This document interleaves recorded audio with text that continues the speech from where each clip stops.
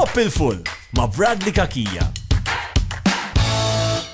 Merħba għal episodju ieħor ta' Top il-full, jiena Bradley Kakija u għal ġimgħa oħra se nkunu qed niddiskutu tema relatata mal-lingwa Maltija u ħankunu qed nifhmu daqsxejn aħjar mal-mistieden tagħna kif l-isem Malti għandu rwol f'dal każ fil-ħajja ta' individwi li jaħdmu fil-qasam tas-saħħa. Illum ħankunu qed nifukaw propju fuq kif il-lingwa Maltija u l-arfin tagħha jista' jgħin lil-nies li jaħdmu ma' pazjenti bi-sfondi differenti biex jibnu konnessjoni u rabta aħjar ma' daw il-pazjenti. U għalhekk miegħi illum għandi mistieden lil Silvio Todaro. Għax saqsejt qabel bdejna imma xorta affiċta. Silvio Todaro. Todaro illa Melex. U jemmen problema. Silvio huwa ma twilidx Malta, huwa mill-Sqallija. Però matul l-aħħar kemm ilu għaw tallem il-Malti u nista' assigurakom li għandu Malti tajjeb ħafna. Niprofa, sa' snin. Eżatt. L-ewwel kif inti Silvio? All right, grazzi. All right. Ma l-ewwel mistoqsija li nixtieq insaqsik hija biex tgħidilna forsi daqsxejn dwarek innifsek, kemm ilek hawn, kemm ilek Malta, u x'tagħmel inti fil-qasam tas-saħħa speċifikament? Ejja, mela jien ġejt hawnhekk issa nota, how would you say? Nejxaw, thank you, grazzi. Nejxaw għam snin u naħdem pala nurse, pala charge nurse fil-hubs. U issa għandi l-familja kollha Maltija. Bnejt ħajja u hekk ukoll. Ejja. Jiġifieri apparti li qed taħdem hawn għandek il-familja. Il-mara Maltija u t-tfal kollha Maltin. Eżatt, u kif għadna l-passaport jons. Iva, l-citizenship, issa next step. U nieħu gost hekk li jkun hawn nies li jiġu f'Malta u jieħdu din l-inizjattiva li jitalmu il-lingwa lix fl-aħħar mill-aħħar tagħmlek Malti bil-mod uniku tiegħek naħseb. Eżatt.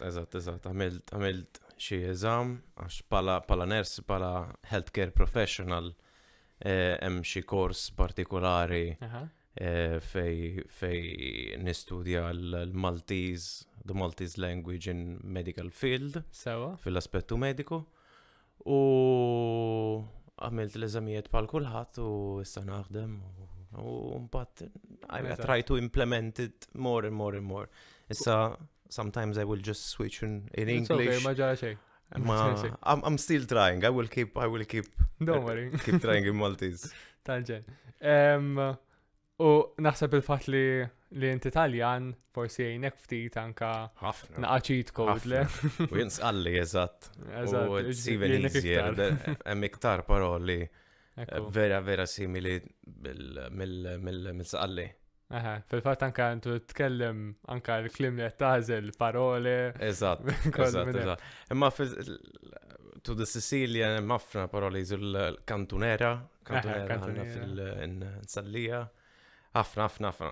Xumbat hemm dialett ukoll li sqalli huwa differenti mit-Taljan. Ejja. L-istandard. Hemm lingwa, sqalli qed lingwa propria. Għax tantu xi kultant mhux kultant ħafna drabi ma tiftehemx ma' xaħat li jkellmek bit-Taljan standard forsi jekk tkellmu bl-isqalli. Sewa, meta smajt il-lingwa Maltija l-ewwel darba, tiftakar meta ġrad il-ħaġa u x'kienet l-impressjoni tiegħek? Iżu kelma Arabika, iżu lingwa Arabika. L-ewwel impressjoni, how would you say? First impression? Your first impression of it. Yes, it was like, that's an Arabic language. It's going to be just difficult for me to learn these other languages. Then, day by day, I remember there was the doctor, there is still the doctor as a colleague I work with. He told me, listen, you have to learn 10 words every day. So 10 words in Maltese every day. When I come on duty, you have to tell me those 10 words. Not expecting sentences, imma dawk il-paroli 10 words, you have to learn them. U bil-mod, but I Kont kept iżomm maħħa implementing dik it. id-disciplina li kull-jum tagħmel. Iva. U mat-tfal, it was easier. Għax I with him since he was 5 years old. Okay. Who started the Maltese alphabet. He was learning it and I was learning it next to him. Ab, chd, and then keep going. Okay. Għaw minnu Maltu ma jafux l-alfabet Malti, ġifiri. Oh well, good for me then. Eżatt. Għaxa min ma jkunx jaffej l-ordni tagħhom eżempju għax bl-Inglis drajnija A, B, C, D, nkantawa. Eżatt. Ma bil-Malti memx kanzunetta. Bil-Malti hemm kanzunetta. Hemm. U jiena hekk tallimtu wkoll nammetti. Imma mbagħad stikja ma' żmien. So, meta qabel tħalt fis-sistema tas-saħħa, kemm kont familjari mal-Malti jew ma kont familjari assolutament xejn? Xejn, assolutament. Fejn inti ġejt u bdejt taħdem għall-ewwel jew kien hemm xi perjodu. Ġejt hawnhekk fi Settembru 2019. Sewa, kellek l-anniversarju. Holidays, mela, holidays xi 5 days. Oh, I'm a very meteoropathic person who I love the weather. I'm like, okay, mela Saħħa Ingilterra u I came here to Malta in December u sta' snin. Issa Diċembru fil-26, mela. Istra. U iġifint kontejx Ingilterra u kol qabel ġejt Malta. Ejja, 5 snin hemmhekk ukoll. Sawa, iġifieri dors mhux ħażin. F'sens 3 pajjiżi hawn minn ma jmur imkien. Eżatt. Jiġifieri. Ma issa suppost I'm not gonna change anymore. Issa le, għandek il-marot tfal. Daqshekk issa. U il-talim tal-lingwa Maltija, kif tħoss li għenek tibni iktar reazzjoni mal-pazjenti tiegħek u tifhem anka il-mar tagħhom anka l-mod kif tista' l-aħjar titratta dak il-mart u tikkurhom. Biex ngħinhom, it's a lot easier. Anka meta I need to explain myself to some elderly patient. Jekk hemm xi ħadd anzjan. Maybe their English it's not that good, maybe they don't catch it or maybe they don't know it at all. I try to switch in Maltese, mela inti trid tixrob u għandek il-mediċina, trid darbit kull jum u għalla MSDM, għal mostly, obviously, as you can see, my Maltese, it's mostly on medical things and day-to-day and daily routine. And I try switching in Maltese, it's really, really helpful. But as I was telling you before, the moment they hear I'm Italian, mela inti Italjan, inti sqalli. Mela kuċir mux barrani. And they start switching and they speak in Italian as well. Favorik ukoll għax nimmaġina mbagħad meta ikun hemm forsi nies minn mhux mill-Italja u mhux mill-Ewropa, forsi l-attitudni ma nafx hekk għandek x'kollegi hekk. Iva, hija differenti. Differenti. I always I consider myself, because that's the impression I always felt. Not to be a foreigner over here, even though I am, legally I am. But the culture, the Maltese culture, very welcoming. Plus, if you're Sicilian, you're just behind the corner, so as I said, kuġin. Kem taqbad il-ferry u wasalt. Well, if you think about it, it's easier to go to Sicily sometimes than going to Għawdex. Ejwa, lebda dubju. So, at this point. Trafik ta' ċirkewa l-aktar. Ekku. Lebda dubju. U kif ta' bdejt titgħallmu l-Malti wara kollox? Kif kien dak il-vjaġġ minn fejn beda għad semmejt inna di tal-10 kelmiet kull-jum, ma mbagħad anka kellek edukazzjoni formali. Ejja, mela, għamilt il-kors il-Maltese Medical Professional for Healthcare Professional. Ejja, fil-Università ta' Malta u I still remember Kersti Azzopardi, my teacher, which I really want to say hello. Kien teacher tiegħi wkoll. Tara, kemm żgħira Malta. Yes, I did this course, which I managed to pass it, which is mandatory for all the healthcare professional. Ma then day-to-day routine, mostly thanks to my patients and to the family, then obviously you keep improving it. Just hearing it. If you are there and if you're able to listen, it's easier even to learn. A lot easier to learn. Għaxa t-esponni ruħek, jien kollu. U taħseb li kienem mill-familja, il-xol u l-kors, minn fej taħseb li ħadd l-aktar mill-familja? Mill-familja, ma' tfal, mal-mara. Ejja mura seridejk. Ejja mura seridejk. U tfal tkellimhom bil-Malti. Bil-Malti, kulħadd bil-Malti. Ġoddar kulħadd bil-Malti. U għal-fej tħoss li dan għaxaw min eżempju ikun barrani u ikellem fil-kastijak it-tfal bit-Taljan, jew bl-Ingliż ħalli jkun komdu għal kulħadd, forsi iktar komdu, għalfej tagħmel l-għażla konxja, qed noħorġu naqgħu mis-settur tas-saħħa issa, ma għalfej tagħmel l-għażla konxja li tkellimhom bil-Malti tfal. Ċiġifieri, why do you make the decision to speak to your children in Maltese? Well, and not in... being honest with you, with my daughter, I strictly speak Italian. Okay. Because being in Malta, and she's going to be 1 year on the 14th of December, so she's quite young. Yes. Quite young still. And I'm just trying to make sure she gets a bit of Italian as well from my side. But with the others, I just try and speak in Maltese because at the end of the day, the only one who's going to learn something, it's me. I mean, I try to get something from them every single day, obviously Maltese talking wise. But then at the same time, if I am a Maltese and I feel and I see that someone around me who is not a Maltese is making an effort on speaking my language, I would appreciate it even more. Eżatt. I mean, that's how I guess everybody feels here in Malta. If you have a foreigner who jiprova jitkellem bil-Malti.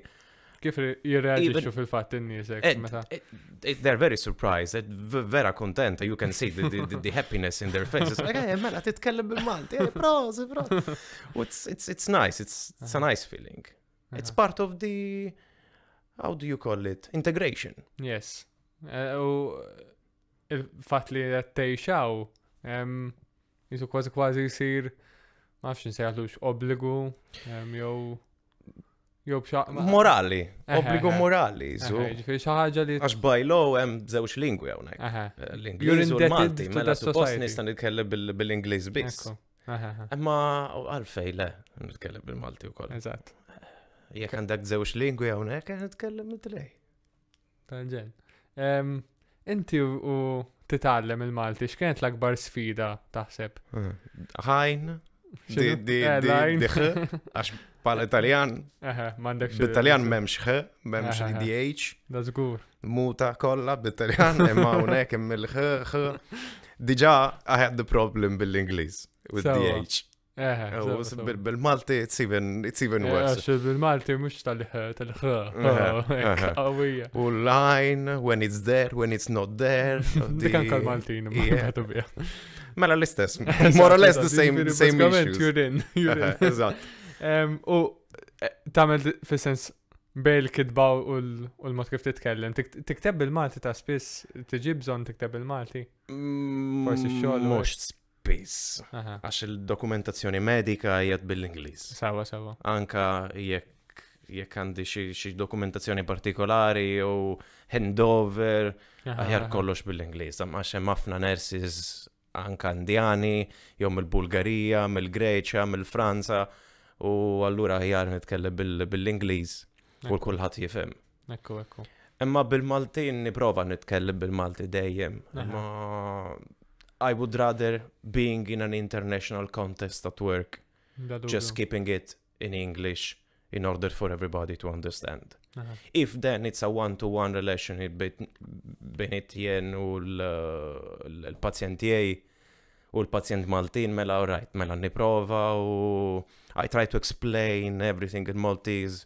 Definitely putting an effort on it, trust me. Għax huwa sforz kbir u jiġifieri mhux da mhux kemm sempliċement moħħok. Bħalma neqilbu forsi aħna u anke forsi inti bl-Ingliż u Taljan. Għax naħseb bil-Ingliż u mbagħad nitranslate bil-Malti. Eżatt. Jiġifieri bl-Ingliż taħseb mhux bit-Taljan pereżempju. Bil-Ingliż. I stop thinking in Italian. I don't know. Even now when I go back to Italy. Titerġa' tagħmel My sentences kollox bil-kontra, bil-adġettiv u Għavol jagħmel il-maġġoranza ta' ħajtek xorta sqallija fis-sens. Imma still. Xorta. Once li tajt isek. Dasek. Mistra. Interessant ħafna. U bħala appoġġ imbagħad sibt support, ovvjament kellek l-università kellek il-kors. X'tib tħoss li kellek biżejjed support, jew li għandek biżejjed support mis-soċjetà, mill-università, mix-xogħol biex inti titgħallem il-Malti? Mela. Jekk trid imbagħad hemm iktar kursijiet naħseb. Naħseb hemm ta' lifelong learning, eżempju, ma nafx hekk. I didn't do any of this, I just did the Maltese basic. Because anyway, I'm very lucky having a Maltese context at home. Imma in the society or in the everyday life, it's very easy. Jekk inti, if you put your mind that you want to learn Maltese and you want to learn the language, tista. I was seeing some TikTok, or there is a Philippine guy who try and it's putting online a lot of videos of himself. Bravo, yes. Jeffrey. Mela. Eżatt. It's very interesting because it's from a Filipino point of view. Maltese, it's a completely different language. I mean, they do not have any Arabic influence or Italian influence. So seeing people that they are still trying and they're making an effort, it's nice, and I appreciate it. You definitely appreciate it. My life of Maltese is managing, why not? Let's go for it. U il-kors li għamilt l-università, x'kien jikkonsisti, ġifieri kemm domt tagħmlu, x'kienu l-components tiegħu? Well, being mostly a Maltese medical professional course, okay, you learn how to introduce yourself, the alphabet, basic words for the everyday communication. But then it's mostly focused on body parts. Okay. I still remember the most challenging one for me was neck. On. Blood ovvju. On. I still make an effort saying that the cue. Yes, a little bit. It was definitely helpful. Oh, I remember when we did this course, then you had to do, there were a lot of lessons. It was twice a week, if I'm not mistaken, for an hour and a half. And it was definitely helpful. Kirsty, I remember she was helping us a lot, making us repeating the words and then a proper presentation, very helpful. And then the exam at the end, which it was even more helpful because when you're stressed out for an exam, you put your mind on it and you're like, oh, no, I have to do it, I have to pass it. Ma nkunx ġejt għal xejn. Eżatt. U il-Dipartiment tal-Malti offri ħafna, forsi hemm barra mhux kulħadd ikun konxju, imma hemm ħafna opportunitajiet ta' tagħlim. Fid-Dipartiment tal-Malti hemm courses għal min jaħdem fil-mediċina, għal barranin ġenerali, b'livelli differenti. Jiġifieri importanti li n-nies ikunu konxji ta' daw l-inizjattivi. Meta tiftakar fl-ewwel darba li ma nafx jekk tistax tidentifika darba partikolari, imma forsi l-ewwel interazzjoni tiegħek ma' pazjent bil-Malti. Ir-reazzjoni tiegħu kienet di wow titkellem bil-Malti, u forsi tiftakar kif kien dak l-episodju? My first reaction when I heard someone speaking Maltese, when they heard you. Surprise. L-istess, jiġifieri. Surprise. They were surprised. U you can see in their eyes a bit of appreciation. Titkellem, tipprova. And it's nice as they put then more interesting ones, mostly as a medical professional, they see you more empathic towards them and they see that you're making an effort on helping them and explain whatever you need to explain in their language in order to be understood even better to reach them even better. You are heard. They definitely hear you. You can hear that the level of attention immediately raises. Bla dubju. Għaxa ħossu dik il-familjarità. Eżatt. They feel like he's making an effort, mela da, he is caring, he cares about me as a patient. Oh, it's nice, obvious. You're putting yourself in the shoes of your patient, being a Maltese, not probably being an elderly patient, who's not even able to understand everything in English. Oh, mela niprofa, nitkellem bil-Malti, was like, thank you. Emma apprezzament kbir u speċjalment għaliex huwa xogħol naħseb li tant jidħol fil-personali, ġifieri fl-aspett personali ta' individwu u anke tiegħek bħala persuna taħdem ma' dawn in-nies. Li hekk isir mhux sempliċement xogħol tintegra man nies, tkompli magħhom, tifhimhom, tittara li jifhmu lilek u tibna hemm sens ta' relazzjoni qawwija ħafna f'dawn l-interazzjonijiet. Jiġifieri mhux sempliċement kemm mor tax-xogħol u daqshekk, huwa xogħol li jirrikjedi ħafna minnek. You are making it more human than just professional. Ekku. Minn dal-aspett allura taħseb li l-Malti jisu mhux talli jgħinek, talli huwa kważi essenzjali għal min jaħdem hawnhekk fil-qasam tas-saħħa. Taħseb li huwa essenzjali? Importanti ħafna. Essenzjali bil-pazjent anzjani. Sewa. Definitely. Sewa. Definitely. As I said, not all elderly patients, they speak English. That's the reality of fact. 99% of times when they weren't speaking in English, they were switching in Italian, understanding that I was Italian. Then it was like I was trying to explain something in English. Then I was seeing them not understanding it, and then I ended up speaking in Italian with them. And it was a very funny situation because I am a foreigner being in Malta and speaking in Italian with Maltese people. I'm like, no, I'm here trying to speak your language. I want to learn your language. Help me help you, Tivo. Exactly. But then probably it's part of I removed the probably. It's part of the friendly personality of Maltese people. I'm seeing it at home as well. I have the parents of my girlfriend. They are Maltese, and when I'm around them, they just switch in Italian. And it's beautiful, it's welcoming. Imma le, jien irrid nitkellem bil-Malti.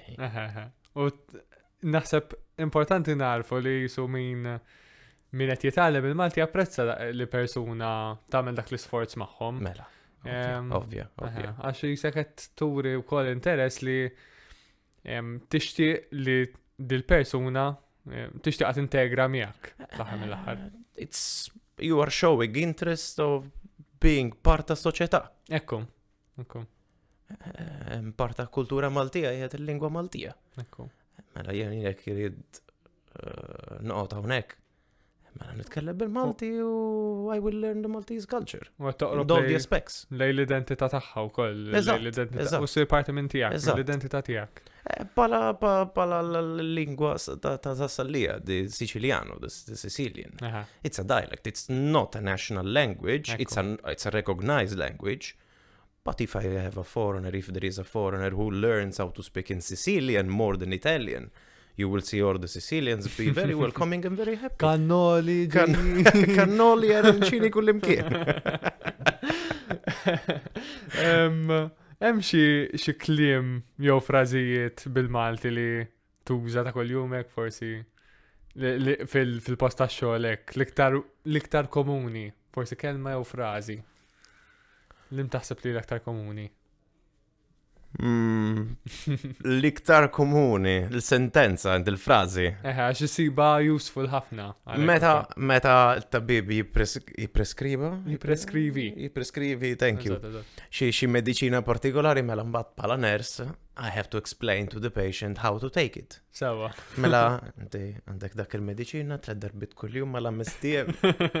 This is probably one of the most of the most repeated sentences. Tred darbit kull-jum? Tred darbit kull-jum għal 5 diem jew għal 7 diem, u mbagħad naraw. Jiddependi. Jew trid tixtri iktar ilma. Because there are a lot of patients, a lot of people, me, I'm the first one who does not drink water, not that much water. They say 2 liters per day. I do not drink 2 liters per day. Anzi, thank you for the water if it wasn't for you. And so, yeah, so recommendation or, well, yes, how to apply the cream or the body parts anyway. Exactly. Whatever it's medical, yes, I kind of repeat it mostly every day. But then, going back home, there are other sentences. There are tricky. Eżatt. Baxiru nara, jek jgħġbok. The TV is always up, the volume is always high, so. But that's kind of, let's say the secret, because it's not really a secret, it's the trick. Cool. Put yourself in a context in which you are forced on hearing daily the Maltese language. And you will just get along with it. You will learning. Vuoi o non vuoi, we say in Italian, if you want it or you don't want it, in a way or another, something will stick in the brain. Esat. Will stick in the brain. But you have to put an effort, at least, to place yourself in a position in which you're surrounded by the Maltese culture, which is a festa banda u al-kazin or a normal daily life at work. Interessanti ħafna. Ħana d-dufti ta' reklami għal-pubbliċità. Nkunu ma'kom dal-waqt. Top il-full ma' Bradley Kakija. Merħba lura għal Top il-full, illum qed niddiskutu il-Malti fil-qasam tas-saħħa, speċifikament ma' ħaddiem fil-qasam tas-saħħa li ma twilidx Malta, ma f'dak każ twilet Sqallija. U ġi Malta ftit snin ilu u tallem u qed jitgħallem il-Malti u qed taħdem jiġifieri l-edukazzjoni tiegħu qed jipprova nitkellem il-Malti. I'm not gonna say I speak. Ma tirnexxielek. Ma nipprova. Ma tirnexxielek ukoll. Ftit qabel morna għal-reklami konna qed niddiskutu il-frażijiet komuni li tuża u semmejna tal-pilloli tal-3 darbiet tal-5 tim. Ejja, eżatt. Kien hemm xi darba fil-karriera tiegħek hawnhekk nikellek forsi ma nftemx u kienet jew tad-daħ jew serja xi ħaġa u ma nftemitx. U b'mod pożittiv jew forsi kellha effetti ħżiena. Ejja. It happens. It still happens. Hemm xi episodju partikolari tajjeb għar-radju. Let me think about it. I mean, the context where I work and the people who I deal with every single day fil-post tax-xogħol, let's say, we are a little bit savage. Sewa. So I wouldn't repeat it. But yes. Ma kellek. And it happens very, very often in which I'm trying to say something in Maltese. But then I ended up saying completely the opposite. Ġifieri. You see the patients that they are completely lost in my eyes. Like, what are you trying to say? And then I switch in English, jew bit-Taljan. Eżatt, u tasal b'xi mod. Mela, in a way or another, my message arrives. Jasal. U konna diġà jisna tkellimna dwarha di ta' fuq, imma il-fiduċja li juru fik tiżdied nimmaġina wkoll fis-sens apparti il-kumdità tagħhom anka meta jerġgħu jiltaqgħu miegħek. L-interazzjoni tieħu xejra differenti nimmaġina meta jindunaw li jistgħu jkellmuk. Ejja, anka minna tagħkom mbagħad they start speaking in Maltese to me and you see them opening even more. Ekku. Pala nurse qiegħed vera importanti minna tiegħi if the patient trusts me, they need to trust me, they need to believe in what we're doing and they have to believe that what we are going to do, it's only for them. Bal-saħħa tagħkom, for them. U the moment I start speaking in Maltese, they hear it and they understand that I'm able to understand it, they give you even more informations. Because they are able to open themselves even more.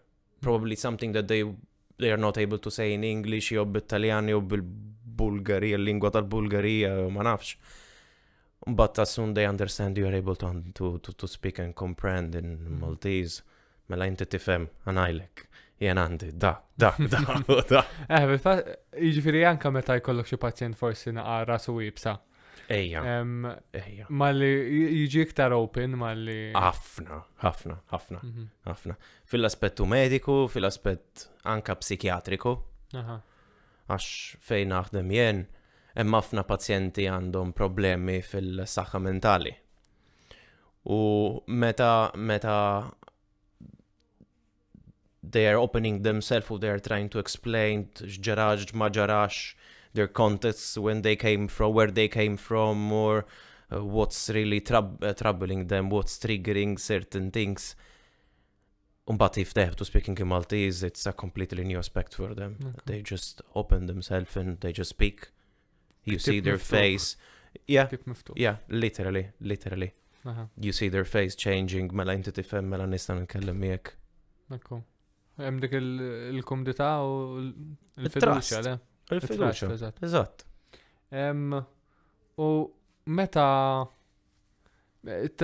persuna tiġi Malta biex taħdem f'dal-qasam, x'tissuġġerilu li huma kieku kellek tagħtih hekk riċetta ta' x'għandu jagħmel biex jitgħallem il-Malti. X'i tkun taħseb? Jew forsi f'sens orajt kulħadd jaddatta l-bżonnijiet tiegħu. Imma kieku kellek tagħti riċetta hekk. Xi trid tagħmel meta tasal Malta. Jew anke minn qabel forsi jekk hemm xi riżorsa li sebtaw tlijank online. Minn qabel aħjar you learn how to drive a motorcycle għax hemm ħafna traffic. Fil-fatt domna għax biex bdejna llum għaliex 45 minutes mid-Tarxin għal-Marsa. Ekku. Tal-biża. Emma jekk hemm xi riċetta, xi step by step advised, step by step. Tista' tgħidli ma tafx jew m'hemmx. Le, nissuġġerixxi tipprova dejjem learning a new word. Anka one word. Parola ġdida l-kuljum. In 1 year there are 365 days. A vocabulary of 365 words, it's already quite a vocabulary. Vera, ekku. It's already quite a vocabulary. Place yourself in a context in which you are forced on hearing people and leaving the new culture. Mela, if you want to go and have a beer with your friends, and one of your friends is a Maltese person, moral kazin. You're going to end up being surrounded by Maltese people, speaking in Maltese, and probably there is a kid running around, or running around you while you're drinking a beer, and you hear him speaking. It's a basic Maltese, the language of kids, it's very, very simple. Ekku. Maybe you can catch something from them. Qed jitgħallmu miegħek kważi. Eżatt. As I was saying, I learned mostly Maltese, yes, okay, from work, ma anka d-dar, ma tfal. Learning the alphabet with them, learning mura sezninek, mura siridejk. Again, I keep repeating those sentences because that's part of the day-to-day routine. Eżatt.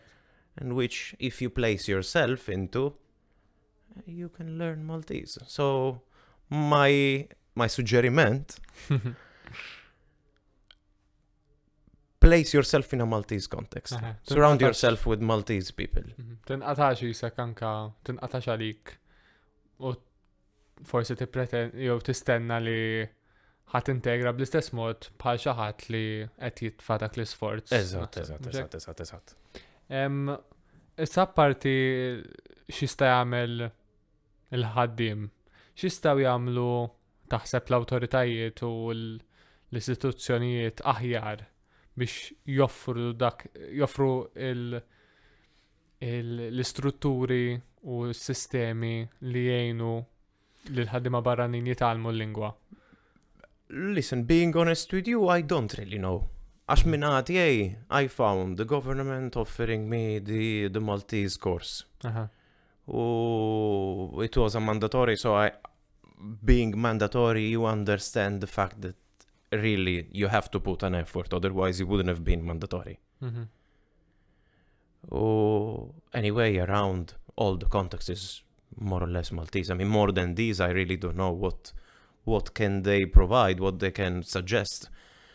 Probably some more, let's say, kind of not a mandatory course, but a highly recommended course for all people, not only people that they're working in a medical context. Għax minnati pala ners, jiet mandatori. L-eżam, il-kors u kollox. Imma jek naħdem pala IT, jew għal gaming, I don't have to do it. Ekku. Nista' nitkellem bil-Ingliż jew bit-Taljan u da sekk. Għax hemm ħafna kumpanji Italjani hawnhekk u l-nies ġewwa fil-azienda l-kullat they just speak in Italian, jew they just speak in Maltese, in English, sorry. So why not putting it on highly recommended, not saying mandatory, Maltese course? Anka bla eżam. Imma it's part of the integration problem. Jekk trid toqgħod mela ħjar titkellem bil-Malti. Għax the Maltese culture, it's even made of the Maltese language. Timbutta l-nies lej dak lan, forsi dak l-iskop, u ma jintegraw. Eżatt. It's part of the integration process. Ekku. U xi tħoss li għalmek il-Malti, l-għarfin tiegħek tal-Malti dwar in-nies Maltin u dwar il-kultura semmejt il-każin. Do you feel you understood the culture better by knowing Maltese and how? Iva. Għax if I go to the festa ta' San Filippo, San Giuseppe, or ta' any other festa that there is around in Malta, you hear all the songs, you hear the people speaking in Maltese. Obviously, the more you understand the Maltese, the more you speak Maltese, the more you get the culture. The more you get the tradizioni, the way of thinking of a Maltese person, which is very, very similar to the Sicilian point of view. I'm talking as a Sicilian, which is traditional, l-familja, l-importanza tal-familja kollha, staying all together, u l-Christmas bil-familja, you know. The more you get what they're saying, the more you get what means being a Maltese and living a Maltese life. U inti imma jisakettajt ukoll li hemm ċertu diġà kellek xi affarijiet lesti, ħanajdulhom hekk lesti mit-trobbija tiegħek fis-qallija u l-familja, daw il-valuri kienu diġà ġo fik. Eżatt. U meta forsi anke titkellem għal kollegi tiegħek li mhumiex minn daw soċjetajiet Ewropej speċjalment. Kif ġiriet titkellem magħhom u jaqsmu miegħek forsi li jitqal jew ma nafx. Ikolkom da diskussjonijiet bejnietkom dwar il-lingwa u kemm qed isibuha faċli u diffiċli biex jintegraw? Well, yes, it happened. And part of the people who I've been speaking to regarding learning or not learning the Maltese, they were all making an effort, being honest with you. Ovvja, minna tiegħi, it's easy. Għax kolla medical professional, they're all my colleagues, anka mill-third countries. Indiani, I have a lot of Indian colleagues who they are trying every day speaking in Maltese. And it's very nice, so you see a lot of patients that they're happy. Għax from a Sicilian, you would expect in a way or another, u jada jista jitkellem, jista jifhem. Għax daqs qalli u hemm ħafna paroli vera simili. Imma mbagħad jekk għandek xi ners Indjan u jiġi għalik inti pazjent għall-sptar u jiġi l-ners Indjan. Bonġu, kif inti? Inti pala pazjent.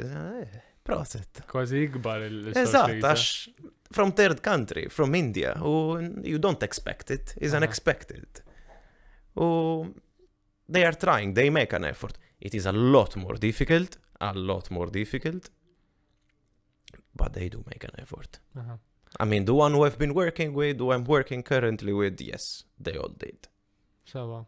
U x'taħseb li jistgħu jagħmlu aħjar il-Maltin biex jgħinu lil-barranin jintegraw u Just a little bit more tolerant, allow us to make some mistakes, because I say bad things in Italian, in English, and now even in Maltese. So, just help us out. Help us out. Fil-Malti, xi kultant anka bejnietna, f'sens bej kellima tal-Malti, meta xagħti jieħu żball li jkun hemm min jew jirreaġixxi jgħidlek le mhux hekk u jibda jikkorreġi. Jew min tipo ħalli karriħek. Meħev, dal-kas għal-nis li mumiex nattivi għal-lingwa, iktar u iktar jidu nkunu ikun hemm dik it-tolleranza u dak il- Ejwa, ma nipreferi jekk inti nikorreġi. Tikorreġi. Nikorreġik, tikorreġini. Tikorreġini. Għax, eżatt. See, that's an example. Għax issa taf kif. Għax you learn from mistakes. Ekku. You learn from mistakes. You don't learn from the things that you did good. You learn from the things that you did wrong. So I have to be wrong to learn. So just whenever we are wrong and we say something that doesn't make any sense or it is completely wrong, tell us. Be tolerant, isma. Għanajlek xaħġa. You said this and this. Instead of saying like that, try tikorreġini. Ekku. And you learn. That's the only thing I can say. But I never experienced someone... Alright, I experienced Maltese being very salvaggi. Emma that normal, it's part of the culture as well. It's part of the packet. As much as us Sicilians, we are salvaggi. The Maltese are salvaggi as well. Fair enough, it's part of the DNA. Anche il DNA għanna salvaggio. Emma always welcoming, always very helpful in a way or another. I cannot really complain. I cannot say something has to change. I haven't had any issues. Sawa. Tkellem najsu fuq il-kliem li taf bil-Malti. X'kienet forsi l-ewwel kanzunetta? Hemm xi kanzunetta li taf bil-Malti l-ewwel waħda. Iva. Ma mx għafejt kan taħħinna, ma x'kienet hekk kursità? Last year there was the you knew it. You knew it. Għax tkellimna naqaf il-break sewa. Imma prefer kienet open-ended questions tajt tatini diskoħra. Imma sa kompli fuq din. Kompli għajli fuq dwar din. Ekku. Il-kanzunetta tal-milit fej l-advertisement tal-servizz pubbliku. There was the song which I had to learn, which I was taking in consideration to be part of this video, and it was quite challenging. Still going back with the problem that I have with the H. Because sometimes it's a h, sometimes it's a h, sometimes changes completely the meaning of the word, and I ended up saying, instead of good wishes, I ended up saying something very bad. So I just prefer not to repeat it on radio. I just keep it for myself, but trust me. There are some words here and there that I got from songs. Plus, Xemxi Sabija, l-kanzunetta, l-classics Maltese, of course. Having a Maltese partner, my girlfriend, she's Maltese. You have to learn these songs, or you have to anyway listen to them. U għaparti mill-proċess tijak bħala persuna li titallem il-Malti, le? Sewa, u meta tara l-pazjenti tijak et jifmuk u laqt il-mikrofon et tarom et jifmuk u ikomplu miegħek. Għax trenna fuq xi ħossu ma m'għedniex xi tħoss inti. Jiġifieri nimmaġina parti mill-motivazzjoni tiegħek biex tkompli wkoll tagħmel dak l-isforz. Le u f'dak il-moment hekk xi tħoss inti tajt ġibta tajba din. I feel ovvja isu satisfied satisfied. If I manage to accomplish something which can be a normal day-to-day routine action or sentence in Maltese, it's a satisfaction from my side, I feel, and everybody, I'm sure, they feel more accomplished. So if then something wrong was said, I'm sorry for whoever was listening to me. Just please apologize, scusani. Obviously, inside you feel, how would you say? Grateful of all the sacrifices and the effort that you're putting on learning a new language. All right, it's a third language that I'm learning, Maltese. I can just stay with my Italian and my English.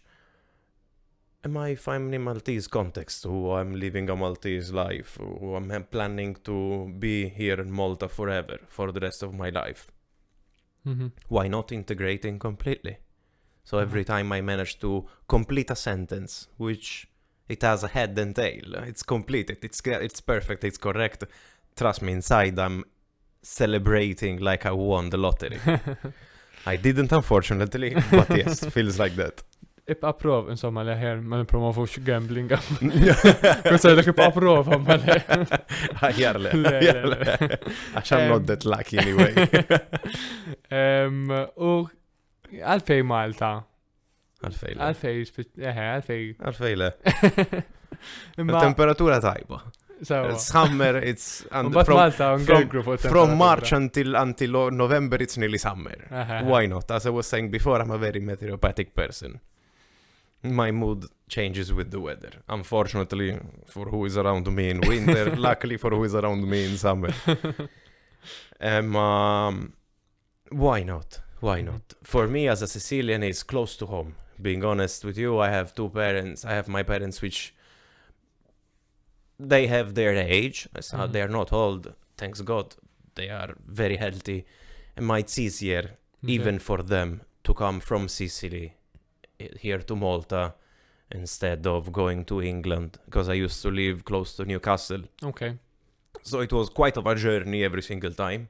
And now I'm having my parents getting the flight in the morning, or even us the other way around, going to Sicily in the morning, having an ice cream lunch in Sicily and then coming back. Same thing, they're doing a lot of Sicilians, and even my parents coming over here, they come for lunch and then they go back. Why not? It's comfortable. It's very similar to culture-wise to Sicily, but it's still it's still another country for me. So it's a good compromise. I feel at home, even not being at home. Eżatt. U l-integrazzjoni tiegħek f'Malta versus fl-Ingilterra, fi żmien li għamilt tgħix Ingilterra. Kif tikkumparhom kieku? Forsi kien hemm waħda ma nafx, kienet differenti ħafna l-esperjenza tiegħek tintegra? Ħafna. Għax hawnhekk jekk inti ma tistax titkellem bil-Ingliżi u titkellem bil-Malti, hemm ħafna nies jitkellem lilek bil-Taljan. Eżatt. We know in other I always managed. I never found myself in a situation in which I was ignorant, like for the literal meaning of the word ignorant, of ignorance, ignoring, not knowing the words that I had to say. Instead over here, I always felt comfortable. In England, it happened at the beginning of my career as a nurse. As literally I graduated, but more to Mac. Alright. I wasn't that able to speak English. We Italians are very famous of being very ignorant in English, not be able to speak in English. And I was one of them until I reached England, being honest. I ended up being over there and knowing what I had to say in Italian, but not in English. And that's a very overwhelming feeling. It's a very frustrating emotion that you have. You feel stuck because you know what to say. You know what you have to say. You know how to do a proper medical handover, for example, nurse to nurse. But you do not have the words in that specific language. And what I used to say to my colleague is like, listen, I am more intelligent speaking in Italian than speaking in English. Because I know the words. But then things, daily practice, then things they change. And the exposure. Ovvja. Exposure makes a massive difference. U l-imkien leħfef biex titgħallem il-Malti u l-Ingliż taħseb? Iktar effort. Eħfef, the easiest. The easiest to learn. Mux liktar effort, eħfef. Iktar faċli. Let's say English because I had some basic from school. Because in Italy we don't study Maltese. Le, mux hekk. Għanda It's not even one of, unfortunately, it's not even one of the options. There is German, English or French, which is understandable at the end of the day as a second language. You try and learn a language which is most spoken around the world. So yes, English was iktar faċili. Emma, for the Maltese language, I cannot say it was more difficult than the English.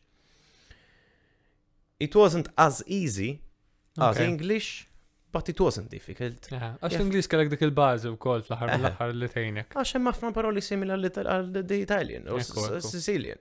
Ħafna. U dotta challenge, just managing to connect and even the context, how in Maltese you construct a sentence. It's more similar to Italian than to English. Because you put the name and then you put the adjective. In English it's in the other way around. You put the adjective and then you put the name. In Italian we will exactly speak like in Maltese. Eżatt. L-istruttura għal-istess. Eżatt.